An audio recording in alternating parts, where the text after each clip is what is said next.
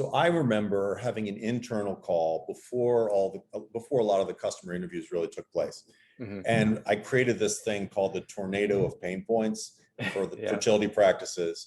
And at the bottom, it was very granular, a problem that Engaged MD solves today. And then we went up and up and up, and we were trying to sort of line up all the things that we help with, and try to find the highest order challenge for fertility clinics that Engaged MD solves. Yeah. And when I went around and said, what is the fertility clinic's biggest problem? It was kind of unanimous. It's like they all want to grow. They want to grow. Hmm. And I think when I started to listen, we all started to listen to the reportings and hear the reality of how they talk about their challenges in the real world. It really did become more about the constraints to growth, which we termed capacity. I wondered if you could just talk about that a little bit. Before we were had these customer calls, if you would have said, what do you guys do? How do you help solve problems? Would have said like 20 different things. None of them would have been like addressing capacity constraints. And that tornado you're talking about, they would have been at all various levels of the tornado. With our document signing functionality, we help people go paperless, but we also help them save time. We also help them manage their risk. Those are all things that that product does. And they're at sort of different levels of that value tornado or whatever it's called.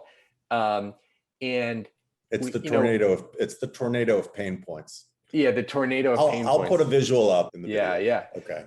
And it's very helpful. You can't just say, we're going to solve these 5,000 things. We were trying to figure out what is something that's true among all of these things that's really important, that resonates with our customers, that as we're making product decisions, we can say, does this fall under this? Because a lot of times in the product discussions, like, oh, but that's not really the problem we're solving, so let's not do it. If you have too narrow of a problem statement, you can fall into that, and maybe you should do that, even though you didn't say exactly you were going to do it. And so it's really helpful to have something that's sufficiently high level so that your product discussions, your creativity, you have constraints, but they are broad enough that you can solve real important problems for customers. Yeah, that's really well said. And I would just add a word, it's durable. It'll last for quite a while. And I think that was one of your goals, was let's not be changing this every year.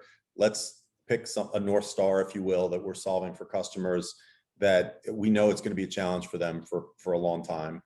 And we're going to be helping them with it for a long time. If you look at a fertility clinic, you've got your nurses, you've got your operations managers, you've got your executives, your finance people, and we needed something that was going to resonate with all of them. That's a great point. That's a really great point. Yeah, so you can't be too narrow, or else maybe you'll hit this one, but not that one. Right. That's a great point.